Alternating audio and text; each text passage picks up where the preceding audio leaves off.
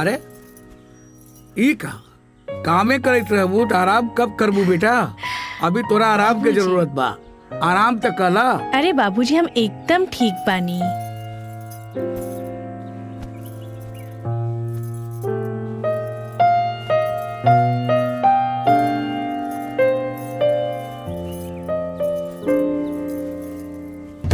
हाँ? ये कपड़ा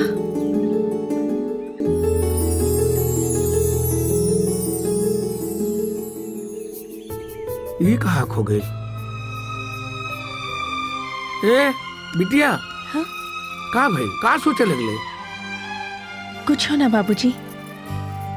अच्छा एगो काम करा, एकरा के तू सर्फ में गोद दिया, अर्जेंट कपड़ा बा, हम एकरा के घाटे पे ले जाके धो दे। अच्छा जी ठीक अब तू जाके आराम कर बेटी, तू जा, ये सब हम कर ले, तू जा आराम कर, जा जा।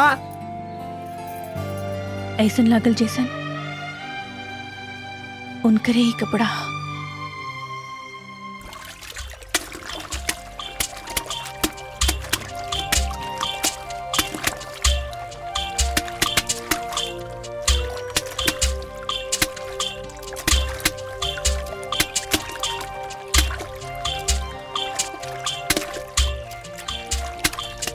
ए और एगो वैसे लेगा, अरे वो वैसे और एगो ले ले आवा। ला फेंका।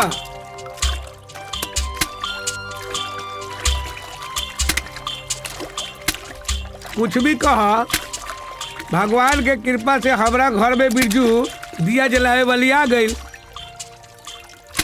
बाकी काका उ काहे पुल पर से कूद गए रहे? होखी कोनो तकलीफ जेकरे वजह से कूद गई लोकी बेचारी।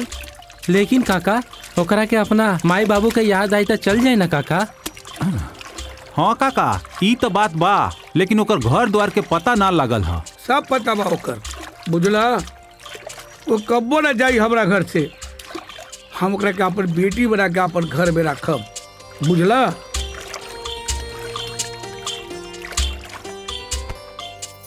दीदी दीदी ई कपड़ा प्रेस कर दा। ठीक बा, कल आके ले जाई। हाँ? ना ना अजुए जल्दी से प्रेस कर दा। उ का है ना हमके उनसे मिले जाए के बा और उनसे हमार शादी होके वाला है। औरी जानता रू दीदी, उनसे मिले जाई, उनसे बोला बतियाई, कितना अच्छा लगी ना दीदी।